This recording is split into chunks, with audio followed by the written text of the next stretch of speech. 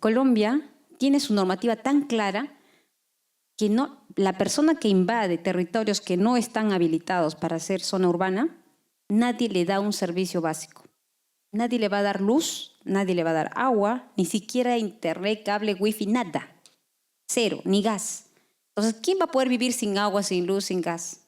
Nadie. Entonces la gente no se atreve, no se arriesga a invadir. Yes, I know. Esto es El Espacio Imaginado, una hora de arquitectura.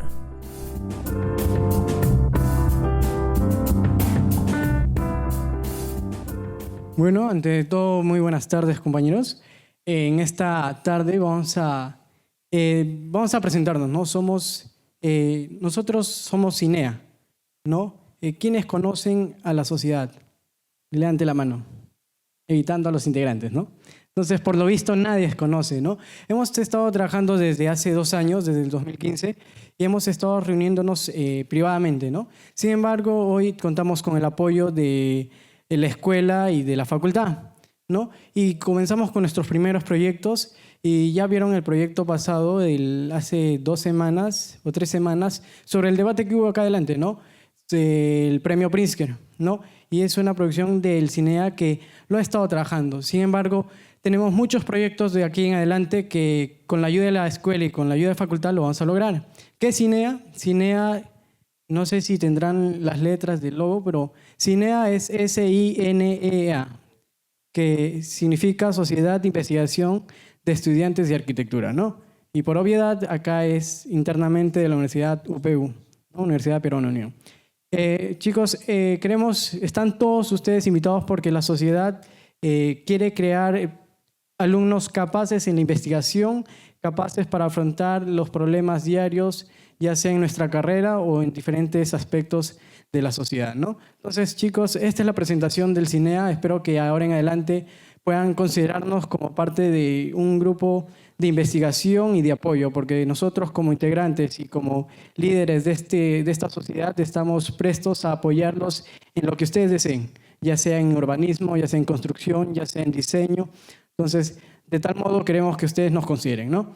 Esta tarde nos estamos reuniendo y es nuestro primer proyecto dirigido por nosotros, la cual va a haber una película dirigida, una película en la cual vamos a tener el apoyo de algunos arquitectos, ¿no? Bueno, les dejo a mi compañero.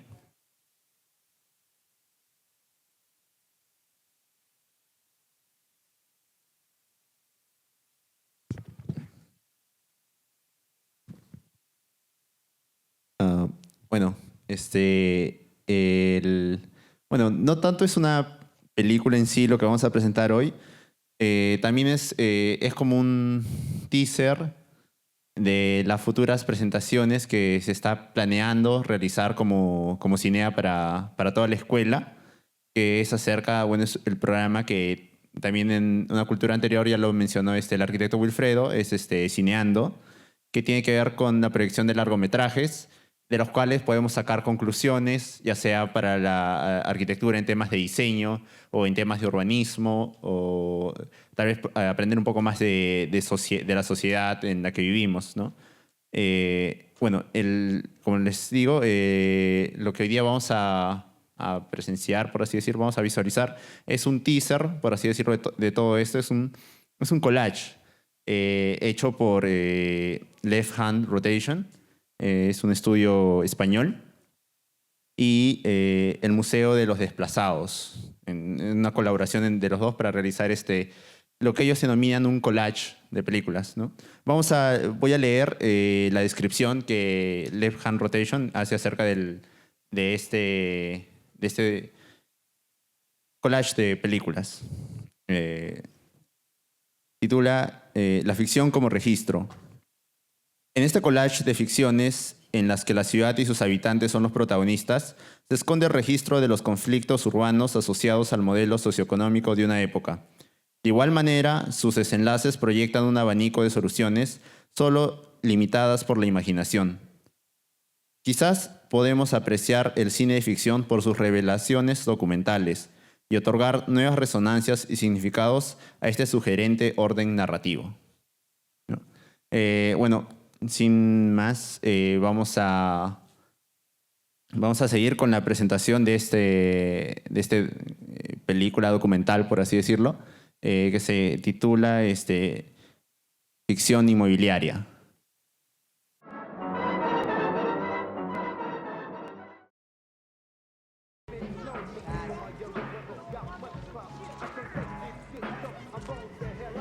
La ciudad es una trama compleja, una historia de intrigas, exclusión y lucha por el espacio. Would you two knuckleheads come on?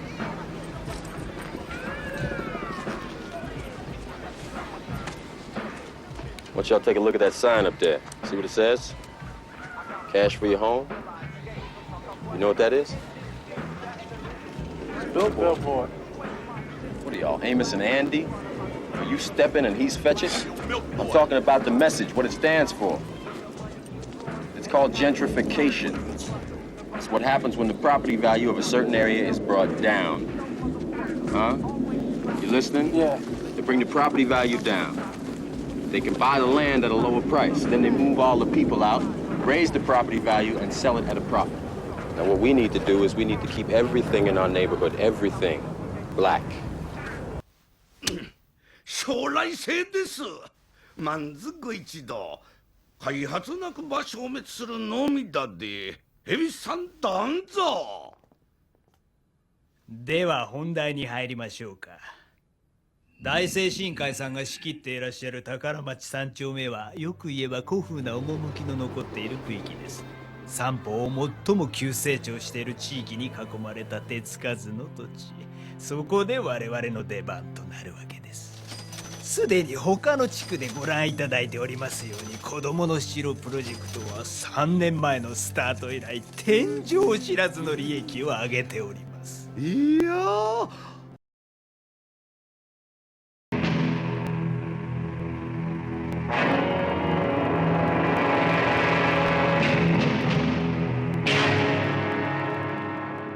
La especulación es la actividad principal de antagonistas poderosos e influyentes, villanos corruptos que reciben una doble recompensa por explotar propiedades y destruir edificios.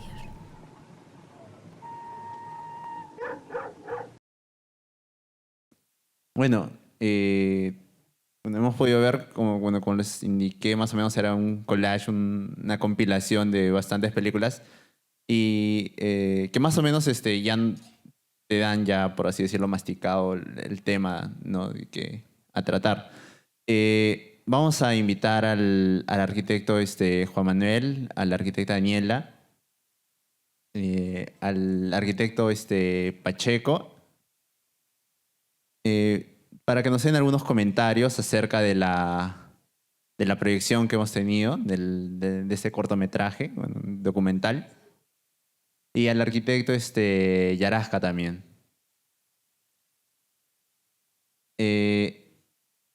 Después de esto también si es que habría alguna pregunta de parte del público, va a haber una sección de preguntas también para que tal vez alguna duda o algo que haya quedado, ¿no?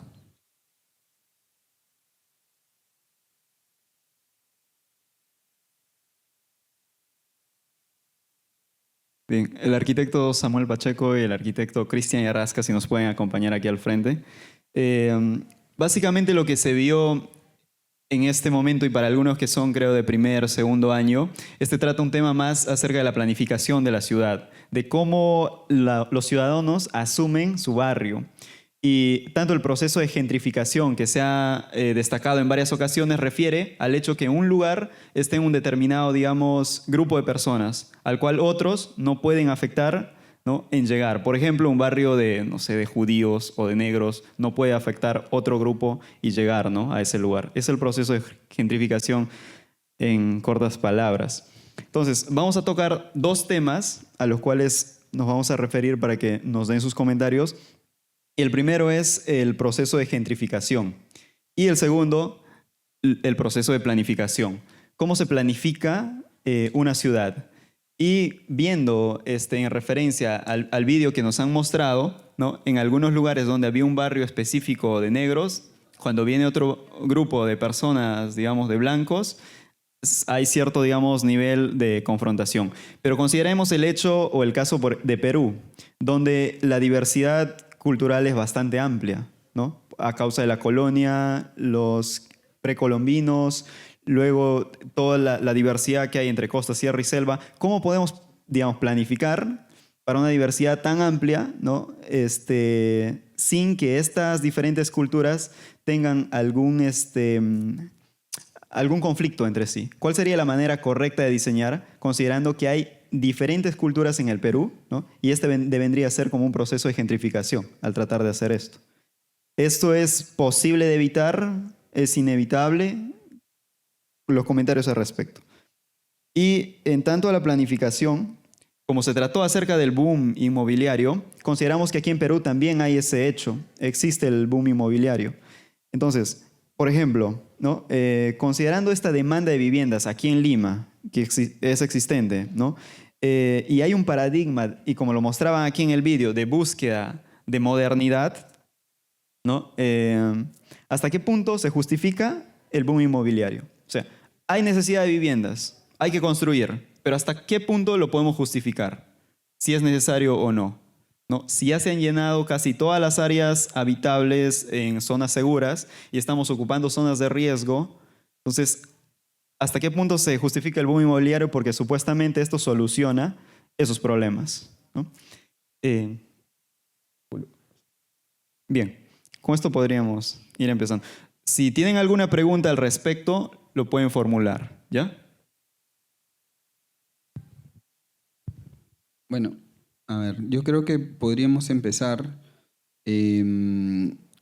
haciendo un paralelo entre lo que hemos visto y lo que pasa en el Perú, ¿no? A diferencia de lo que hemos visto en la película, que es un desarrollo inmobiliario promovido principalmente por agentes inmobiliarios de una forma, digamos, normada, legal y formal. O sea, es un lucro formal, está en la ley.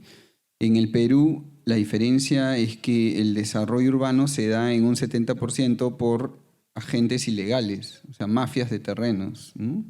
Ellas son las que están depredando el medio ambiente y así como vimos en la película, ¿no? Cogiendo áreas agrícolas, haciendo cambios de uso sin ningún tipo de regulación, ¿no? Ya lo hemos visto en Chilca, lo estamos viendo en San Juan de los Olleros, en San Juan del Lurigancho, en Chosica, el alcalde, el principal ¿no? traficante de terrenos. O sea, los alcaldes de los bordes de Lima son todos traficantes de terrenos, ¿no?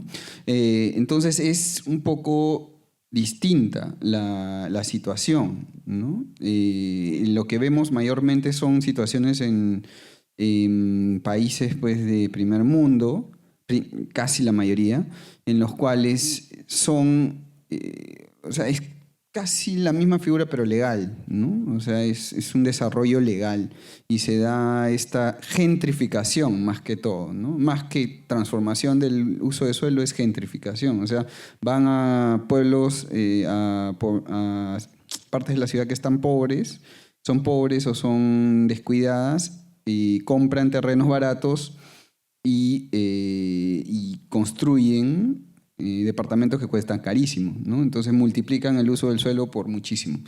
A diferencia de acá que las mafias de terrenos lo que hacen es aprovechar los terrenos vacíos del Estado, las áreas libres, los espacios abiertos, las reservas naturales, las áreas agrícolas y transformar el uso de suelo urbanizándolas y lucrando con eso, ¿no? Es diferente la situación, ¿no? Entonces, eso en primer lugar, ¿no? Esa es la primera diferencia que podríamos establecer con la película. La otra vendría a ser, la segunda vendría a ser esta idea de ciudad como geografía. O sea, la geografía está dictada por lo que ha construido el hombre, que es el caso que vemos en metrópoles, en New York, en Madrid, en ciudades de primer mundo que son planas, ¿no? Entonces, no hay geografía prácticamente. Si hemos visto en esta imagen icónica de Metrópolis, en la cual los edificios, las carreteras, ¿no? Todo eso es una geografía en sí, ¿no? Y de ahí nace un poco la geografía urbana, esta corriente, ¿no? Que viene de primer mundo, ¿no? En cambio, otra vez en los Andes, nosotros somos andinos, entonces la geografía es la que manda al hombre, domina al hombre, ¿no? Entonces, por lo tanto, el hombre andino nunca ha sido urbano, ni lo es. Por eso es que nuestras ciudades son un desastre, pues no sabemos cómo ser urbanos y tampoco lo hemos necesitado. Entonces, esa segunda característica también marca una diferencia. Por eso nosotros tenemos que hablar en términos de territorio, y por eso me parece bien el título, porque nosotros deberíamos hablar en términos de territorio, no tanto de lo urbano, ¿no? De la ciudad, sino más del territorio, ¿no? La idea esta de los archipiélagos verticales que durante miles de años se ha desarrollado, ¿no? Y que es una de las fuentes de todos los problemas que tiene Lima, por ejemplo, ¿no? Que comunidades de las alturas de Lima siempre han bajado hacia la costa y todo eso constituye su territorio, ¿no? Desde los nevados, en las zonas de ganados, pasando por las zonas medias donde cultivaban coca o fruta o maíz, y las zonas bajas donde pescaban, ¿no? O se juntaban con los pescadores. O sea, todo eso eran archipiélagos verticales que a todo lo largo del Perú han existido y que eso es ahora aprovechado por los traficantes de terreno, ¿no? Entonces no se entiende al Perú como territorio, ¿no? Entonces ese también es otro problema, porque se piensa dar una visión desde el urbano, desde la visión de primer mundo, ¿no? Entonces esas dos cosas son lo que yo podría decir, ¿no? Al respecto, ¿no? Bueno, con respecto al tema, la primera pregunta de Percy, considero que el crecimiento de la ciudad va a un ritmo tan acelerado que le ha ganado en el tiempo a la gestión política. Los municipios se han quedado, o sea, mientras va, por ejemplo, si Chosica quisiera hacer la planificación de su territorio, Chosica al 2030, lo empieza a hacer este año, 2017. Calculo que va a demorar 5 años, de repente hasta 6. En algunos casos, por ejemplo, comento en el sur, una ciudad, no quiero mencionar el nombre, demoró tanto que cuando salió publicado el plan de ordenamiento territorial, ya faltaban solo 4 años para que terminara el periodo supuestamente de proyección. ¿Se dan cuenta que el crecimiento es tan rápido? Habían calculado, todo el cálculo que habían diseñado, las propuestas, el trazado, la distribución, etcétera, lo habían planificado de tal manera que cuando ya querían aplicarlo, ya la ciudad se había desbordado. Ya había pasado a esos límites. Por ejemplo, habían zonas de áreas agrícolas que estaban en medio de la ciudad que todo el mundo quería conservar, pero cuando quisieron aplicar la ley para conservarlas ya estaban invadidas. Entonces, el crecimiento de la ciudad, el crecimiento de lo urbano es más rápido que a veces que la gestión, y debería ser al revés. Deberíamos nosotros trabajar como profesionales dentro de los municipios a otra velocidad y ganarles a estos informales, a esta gente que está interviniendo y son protagonistas ahorita en la periferia sobre todo. Caso que no sucede, por ejemplo, en Colombia. Colombia tiene su normativa tan clara que la persona que invade territorios que no están habilitados para ser zona urbana, nadie le da un servicio básico. Nadie le va a dar luz, nadie le va a dar agua, ni siquiera internet, cable, wifi, nada. Cero, ni gas. Entonces, ¿quién va a poder vivir sin agua, sin luz, sin gas? Nadie. Entonces la gente no se atreve, no se arriesga a invadir. Solamente, y van al municipio y preguntan, ¿dónde puedo construir? Y le dan las zonas, mira, estas son las zonas donde tú puedes habitar. Entonces, así debería funcionar, así de organizada debería estar nuestras ciudades. Pero aquí, ¿qué es lo que sucede? No hay límites. Y más bien, los límites, lo primero que los compran, como dijo el arquitecto, son nuestros gobernadores, nuestros alcaldes, no directamente ellos, pero tienen, ¿no? Gente que está controlando y de alguna manera vendiendo nuestros límites. Por eso es que tenemos este crecimiento desordenado. Ahora, con respecto a los barrios que comentabas, se puede, somos un país diversamente cultural, tenemos gente de la sierra, de la selva, de la costa. Calculo que la mayoría de las personas que vienen del norte viven por el cono norte, los que vienen los inmigrantes. Los que vienen de la selva se han quedado por el Lima Este. Y los que vienen del sur, si ustedes preguntan, pues da la casualidad que los arequipeños, tacneños, moquegüanos, puneños, estamos por el sur, no es raro, somos los sureños que estamos por Lima Este. Pero hay esa tendencia. ¿Por qué? Quizá por lo que están más cerca hacia la dirección, ¿no? de rumbo a casa. Podría ser. Habría que hacer un estudio para saber cómo va esa situación. Pero se forman colonias. He visto, por ejemplo, hace poco visité Carapongo, la parte de Huancayo, le dicen el barrio del Olivar, y pregunté a la gente, ¿de dónde son? ¿No? ¿De dónde vienen ustedes? ¿No? Porque ustedes no son limeños. Y todos me respondieron que eran de Huancavelica, Huancayo, por esa zona. Y han formado un barrio y son como una familia, unidos. Claro, obviamente están viviendo en una zona invadida, pero de alguna manera vienen en bloque. O sea, no vienen solos, vienen familias enteras, vienen, hasta diría, comunidades, ¿no? Se trasladan del campo a la ciudad y van juntos, porque nadie quiere ir solito. Van juntos y arman su colonia, su barrio, hacen sus actividades y tratan de alguna manera mantener esa vida en comunidad, esa vida en colectividad, ¿no? Hacen sus jornadas de domingo, trabajan por su glosa deportiva, por su local comunal, etc. Eso se mantiene de alguna manera en la periferia. Ahora, sí se puede. Por ejemplo, en Curitiba hay el caso de que también ellos tienen mucha migración, pero no de los del interior del país, sino del extranjero. Hay barrios de alemanes, barrios de holandeses, barrios de españoles, etc., italianos. Y es interesante ver que no tienen muro, ¿no? Yo no me junto contigo, yo hago mi cerco, no. Es tan fluido, o sea, no hay tú no sabes, solo te das cuenta cuando miras la forma de la casa, el diseño, sus restaurantes, sus museos, etc. Solo entrando a esos lugares te das cuenta que estás en otro barrio. O sea, se han dado la mano entre barrios y hay un diálogo urbano. O sea, ninguno trata de competir con el otro. Yo quiero hacer mis casas pues más altas. No, hay un diálogo urbano, hay una normativa y todos respetan la normativa, pero la gente, los alemanes pueden pasar al barrio de los italianos y van y comen su pasta. Los italianos van al barrio de los suizos y van y comen su chocolate, etc. Así. Intercalan su ruta, tanto comercial, cultural, gastronómica, etc. Y es interesante poder visitar esos barrios. Así se puede vivir. O sea, ¿por qué tenemos que decir, no, yo soy así, yo tratar de cerrarnos? Podemos vivir en una misma ciudad el mix y conocer un poco más de todos. ¿Por qué cerrarnos? ¿Por qué hacer esos muros, ¿no? Como hace Ate y La Molina y Surco? Pues no debería haber eso. Más bien debemos aprender el uno del otro. Ahora sí no recuerdo la segunda pregunta.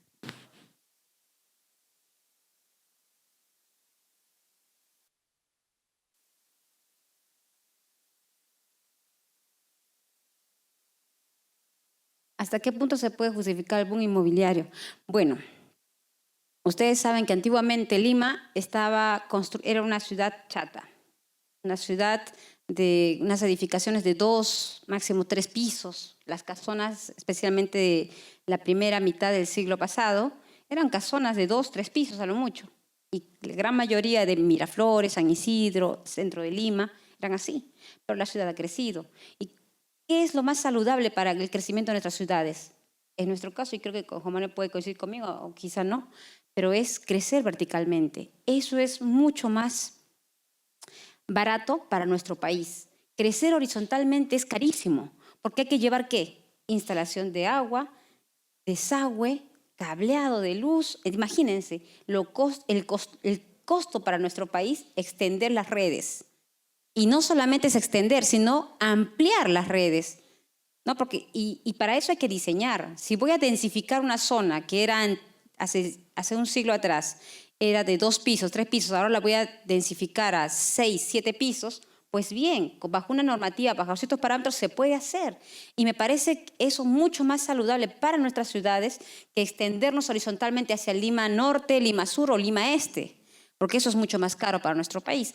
Pero ojo, esto de planificarlo se tiene que hacer de una manera adecuada. Si voy a densificar una zona que antes tenía solamente 10 familias, un barrio en una hectárea tenía solamente 30 o 50 familias, ahora voy a tener 10.000 familias, estoy poniendo un ejemplo, pues tengo que hacer que mis desagües tengan esa capacidad para que no tenga dificultades para más adelante. O sea, tengo que planificar de tal manera que tengo que aumentar el diámetro de esos desagües, porque esos desagües anteriormente imagino que eran solamente para una densidad baja. Ahora, si la densidad aumenta, pues obviamente va a haber mayor cantidad de desagüe, fluido me refiero, va a haber mayor necesidad en conexión de agua, va a tener que cambiar la capacidad de las tuberías, etc. Entonces se tiene que hacer eso, cosa que no se ha hecho. Por ejemplo, en Surco, en La Molina, no sé cómo estarán solucionando, pero se ha visto casos que han reventado muchos ductos las conexiones de desagüe, ¿no? Ustedes saben que muchas calles se quejaban en las mañanas, despertaba la gente y todas las calles inundadas con aguas servidas, porque no han planificado, han densificado, pero no han hecho los cambios de estos tipos de servicios. Eso sería con respecto a mi respuesta. Bien, yo quisiera enfocar desde otro punto de vista. Si analizamos cómo crecen las ciudades, creo que ahí empieza el asunto. ¿Por qué Lima crece tanto y otras ciudades no crece tanto? Ese es uno de los problemas que nosotros debemos de analizar como peruanos. Donde una ciudad tiene más posibilidades, la gente apuesta más para hacer las cosas. Donde el desarrollo es mayor, ahí está la gente. ¿Ok? Entonces, ese sería, digamos, uno de los primeros temas que nosotros debemos analizar con más puntualidad. Ahora, el otro tema. Una ciudad, cuando empieza a crecer horizontalmente, hay varios aspectos que hoy día vemos todavía con muchos problemas. Hay viviendas o propiedades de una manzana íntegra que a veces no pueden hacer sus veredas. Es otro problema. Entonces, la ciudad empieza a crecer primero por el costo de área de terreno. Cuanto más cerca al centro de la ciudad, más caro. Y así, en forma irradial, circunferencial, va disminuyendo el precio del costo del terreno. ¿Verdad? Entonces, la gente que viene de afuera, viendo las posibilidades, se encuentra pues con este tema de que los terrenos son muy caros. ¿Qué es lo que hacen ellos? Es buscar y encontrar un lugar donde ellos puedan con facilidad sentarse. Entonces empiezan a hacer los polos de desarrollo informales en el plano del Plan de Desarrollo Urbano. Y a esto se conlleva de que las municipalidades no le han dado la debida importancia en lo que es desarrollo urbano. ¿Por qué? ¿Ustedes se han preguntado por qué no hacen las municipalidades? Uno, porque es el costo. El costo de mantenimiento de un plan de desarrollo urbano es carísimo. Ese es uno de los problemas. Y muchas municipalidades no tienen pues el costo necesario para hacer por lo menos un plan de desarrollo urbano. No tienen ese costo.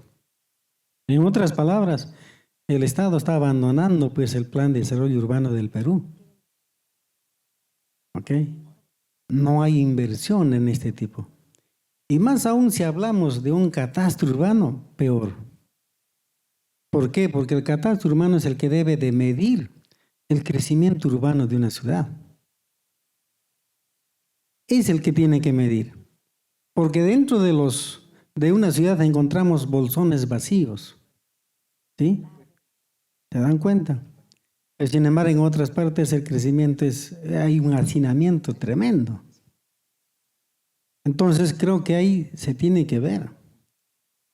Y sería interesante que como escuela profesional podamos de alguna medida ir a las municipalidades y ver este tema en el sitio, cómo podemos resolver cada uno de ellos, especialmente en los pequeños, porque ahí no se interesan por el plan de desarrollo urbano.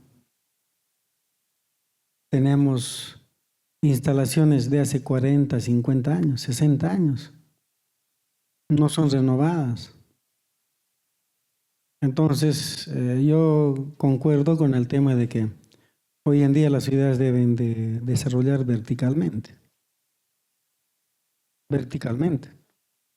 Entonces, pero no estamos acostumbrados en el Perú, en un gran porcentaje de vivir verticalmente. Vivamos en un piso 25, 26, poco difícil. Ahora, los proyectos que tienen más de 30 pisos o 40 pisos tienen que tener otra connotación. En Estados Unidos hay edificios que tienen todo completo, es toda una ciudad. Tienen todos los servicios.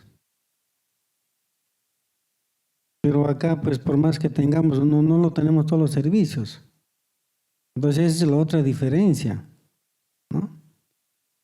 Ahora, creo que también debe haber una ley donde ya no se permita el acceso a ciudades como Lima, porque va a ser esto un problema tremendo.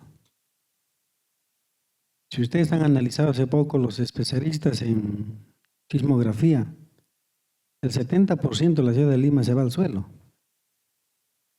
¿Por qué? Porque las ciudades no han sido construidas pues, técnicamente, o sea, los edificios no han sido construidos técnicamente bajo las normas técnicas.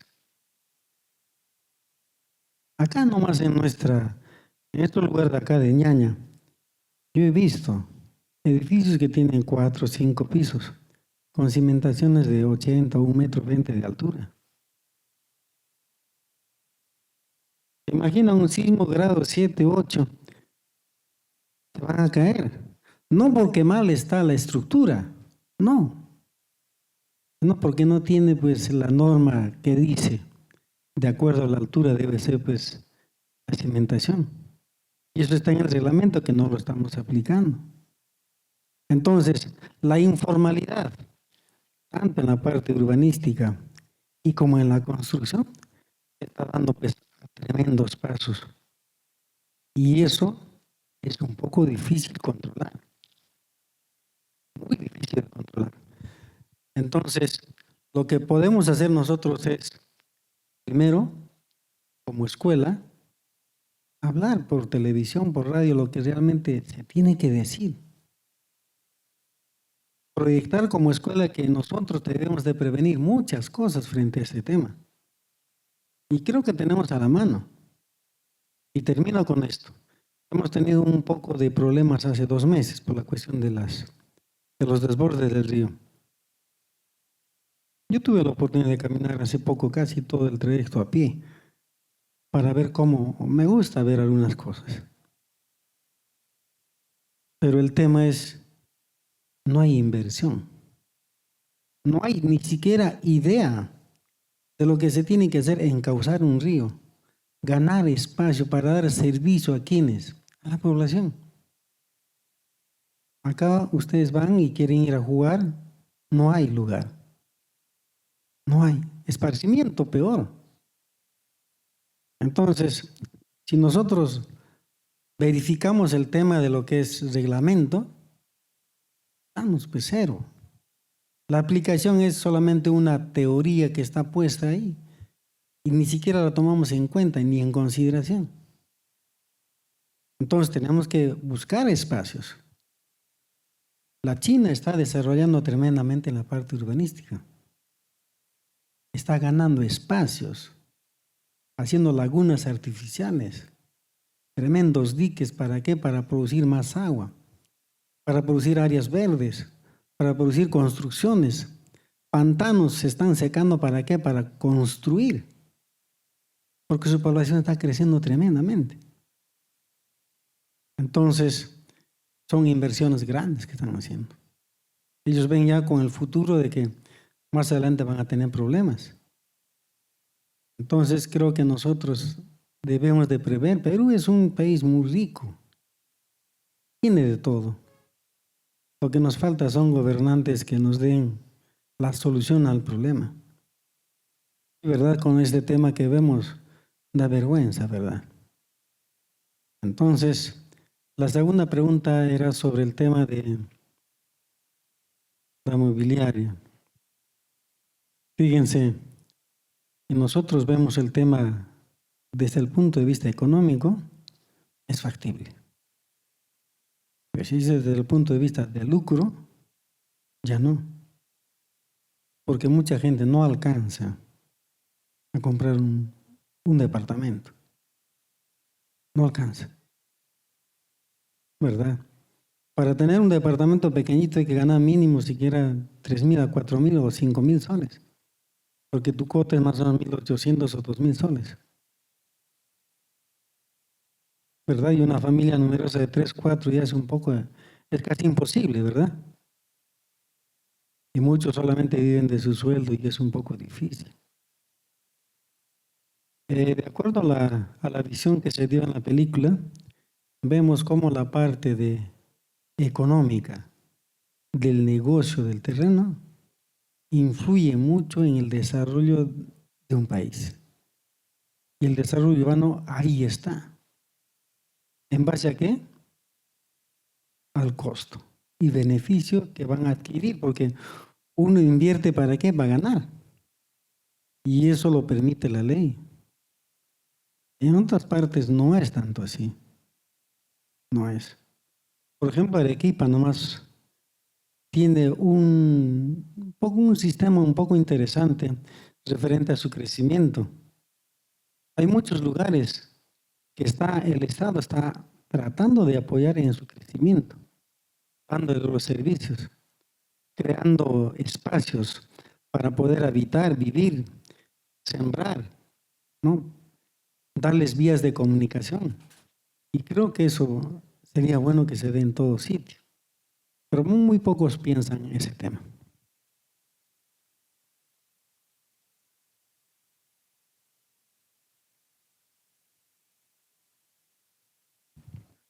Bueno, de parte de los alumnos, ¿alguna pregunta?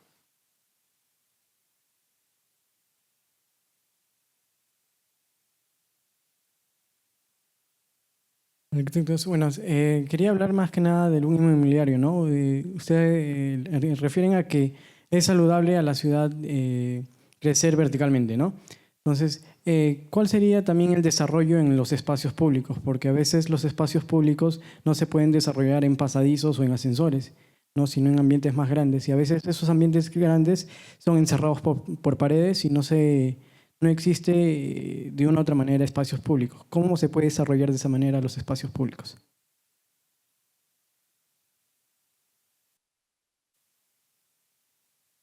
A ver, el problema es, volviendo un poco a sintetizar lo que se ha hablado y para responder la pregunta, es que en el caso específico de Lima y de muchas de nuestras ciudades, y el Perú en general está absolutamente lotizado, ¿no? Entonces, casi todo el Perú ya está lotizado, ya tiene un dueño. O sea, la propiedad privada es la que ha primado sobre el interés común, el bien común, ¿no? Sobre la propiedad pública, la propiedad colectiva. Entonces, ya prácticamente todo el Perú está lotizado, ¿no? Y está microlotizado, ni siquiera lotizado, sino microlotizado en muchos casos. En el caso de Lima, la mayoría de lotes son lotes de 8x20, ¿no? Y así está casi todo Lima, es un conjunto gigante de lotecitos de 8x20. Entonces, así es muy difícil hacer proyectos, es muy difícil planificar, es muy difícil hacer grandes proyectos. ¿Por qué? Porque tú quieres hacer, por ejemplo, el proyecto de ampliación del Metropolitano, que hace, no sé, como 10 años están que quieren ampliarlo desde Barranco, desde Chorrillos, hasta Tocongo, y no pueden porque hay un montón de lotecitos de 8x20 que están ahí, entonces tienen que lidiar con cada uno de los propietarios. Entonces es un problemón, por eso no se puede hacer, y eso sin contar los entrampamientos de normativa, porque hay 49 alcaldes, ahora 51 porque ya salieron 2 distritos más, cada 5 años sale un distrito nuevo, entonces son 51 alcaldes y el alcalde de Lima tiene que lidiar con 49 personas más, ¿no? Y encima el transporte de los trenes lo ve el Ministerio de Transporte, entonces el tema de las áreas ecológicas o reservas lo ve el MINAM, lo otro, las reservas lo ve el CERNAM, entonces o sea, como que los poderes están totalmente regados, ¿no? Entonces es un problema de atomización, ¿no? O sea, de individualización, ¿no? Ese es el principal problema que nosotros tenemos como sociedad, la individualización colectiva, ¿no? Por decirlo así, es como una contrariedad, ¿no? Que se ha generado desde hace 40 años casi, ¿no? 50 años, ¿no? Desde el 75 hasta ahora, todo ha sido un proceso de individualización, ¿no? O sea, de hacer creer que la conciencia individual es la que debe primar, ¿no? El individuo sobre la colectividad. Cuando nosotros hemos sido una cultura colectiva durante 15.000 años, ¿no? Entonces nos han querido hacer creer que esta individualización, esta individualidad, esta conciencia individual es la que debe primar sobre la colectiva, y al final lo que tenemos es eso, ¿no? Una ciudad tremendamente individualizada, ¿no? Totalmente contraria a nuestra cultura, ¿no? Y a nuestra historia y a nuestra genética, ¿no? Y justo de eso hablaba con Daniela la otra vez, ¿no? Y es bien interesante esto porque, por ejemplo, hace poco leí, ¿no? Un ensayo de Kropotkin, que es un anarquista, ¿no? Y socialista, y él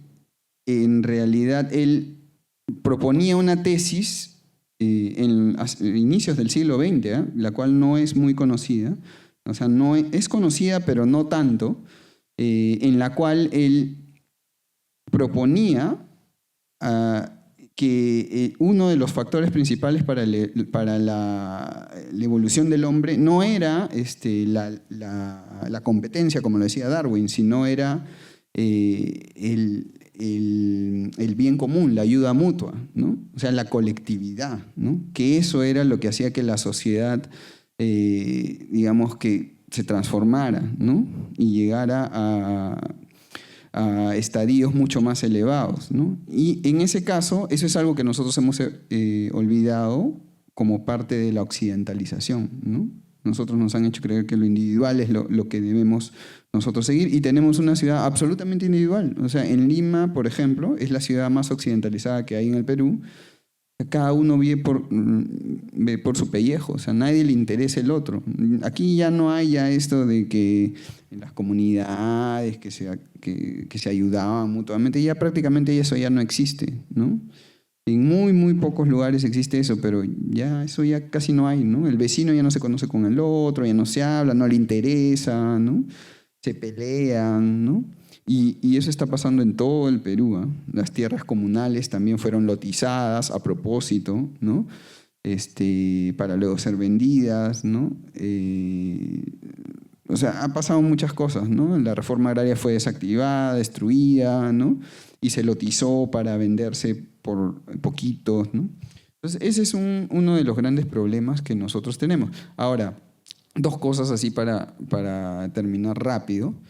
Uno es qué cosa hacer, ¿no? En primer lugar, hablaban los arquitectos de crecer verticalmente, ¿no? O sea, crecer verticalmente no tiene que ser como en las películas de este boom inmobiliario, que son edificios de 20 pisos horribles, ¿no? Le Corbusianos, tipo Matute, ¿no? Y que el resto es pasto y no hay nada, ¿no?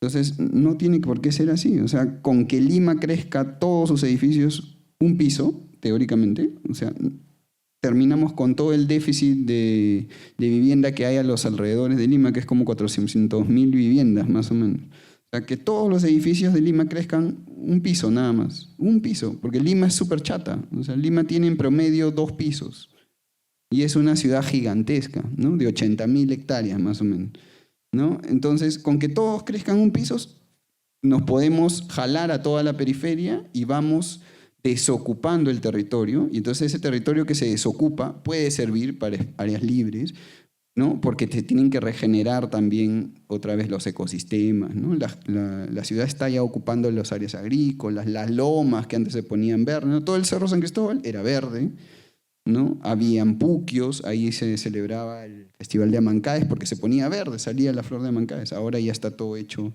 un desastre, ¿no? Con casitas horribles, ¿no?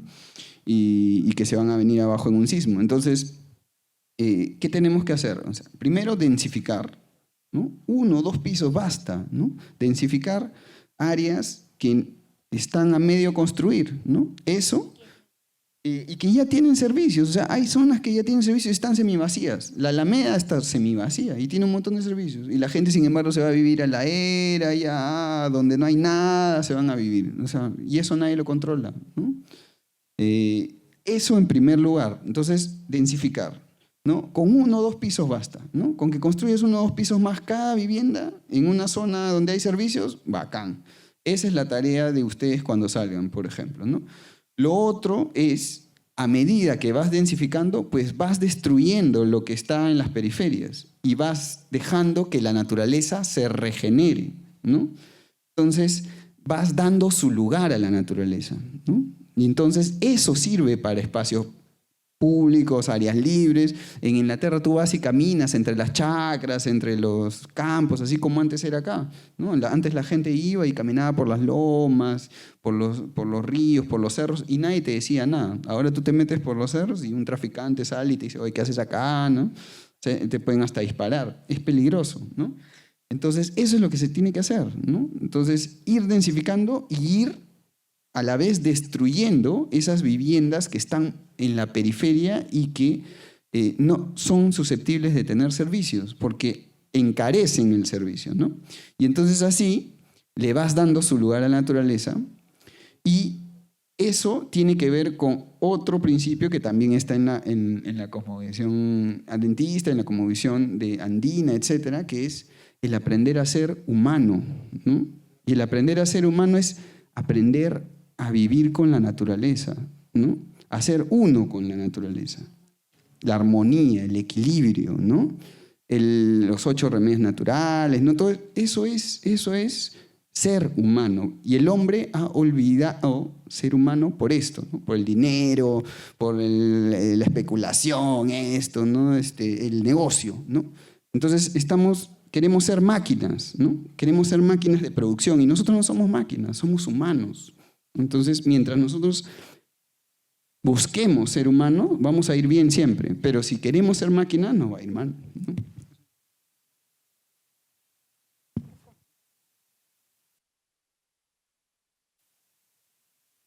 Cortito no vamos a hacer el tema. Se puede resolver algunos asuntos en la parte de recreación acá en Lima, sí se puede. Pero como le digo, se tienen que hacer inversiones. Es muy difícil tener, digamos, la idea de poder desaparecer, digamos, la periferia, porque es un problema social.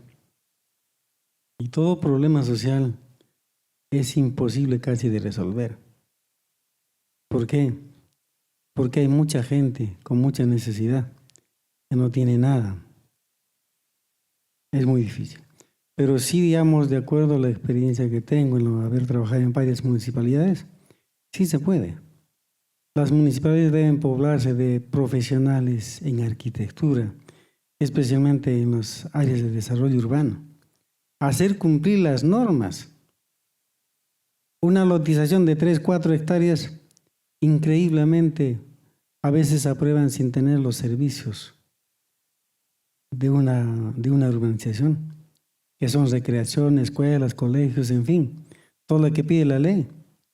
Y a esto todavía se le pone una ley donde dice, no puedes dar ese servicio, entonces paga. ¿Sí? Esa es la otra ley que perjudica terminantemente a este tema. Entonces la ley también nos desfavorece en este asunto. Si nosotros nos decidiéramos a que todo sea con mucha corrección y con mucha técnica, creo que tenemos para resolver. Hay para resolver acá en Lima. Lo que falta es un poco de voluntad política de repente en algunos aspectos. En otras palabras, deberíamos de salir como estudiantes de arquitectura a las calles y protestar. Necesitamos. Es que si nadie lo hace, esto va a seguir. De verdad, y creo que hay un grupo ahí de Facebook de estudiantes de arquitectura que promueve defensa de las huacas. ¿Por qué solamente defender las huacas? Debemos también defender nuestra ciudad. Las huacas sí es importante, es necesario tener, respetarlas, cuidarlas y todo lo demás, pero en nuestra ciudad, y eso es lo que tenemos aquí a la mano. Tenemos que salir a las calles y decirle al alcalde, ¿sabe qué? No venda nuestras áreas verdes. O respeten las normas. Si van a urbanizar un sector, pues respeten los aportes. No lo están haciendo. Entonces, tenemos que salir a protestar también por ello, no solamente por las huacas. Así que los animamos, chicos.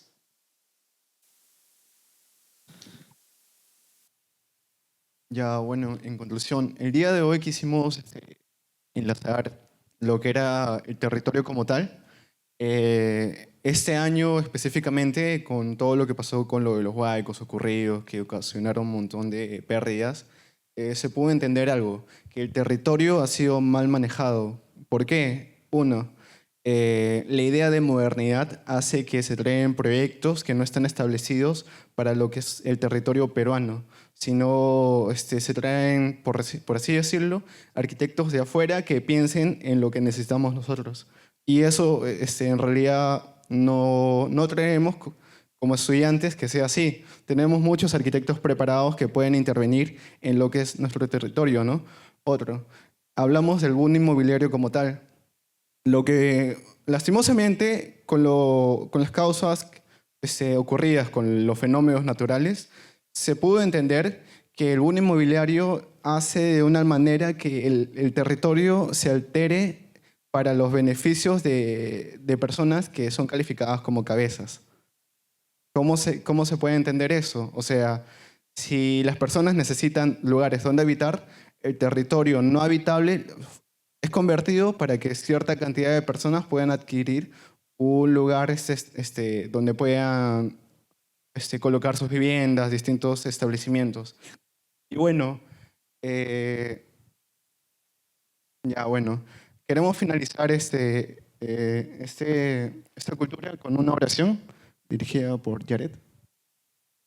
Les invitamos todos, y hemos oído la conclusión, les invitamos todos a que se pongan de pie. ¿Nos ponemos de pie, por favor? También dejarles también como a los que quieran tal vez ver un poco más corto. Bueno, no pudimos terminar el segundo documental. Este documental que se llama Ficción Inmobiliaria es un documental de 3 partes. Hemos podido ver la primera parte, hay una segunda y una tercera parte. Pueden ir a la plataforma de video que se llama Vimeo, no YouTube, Vimeo se llama la plataforma de video. Ahí buscan ficción inmobiliaria y pueden encontrar las otras 2 partes a los que les interesa, ¿no? Y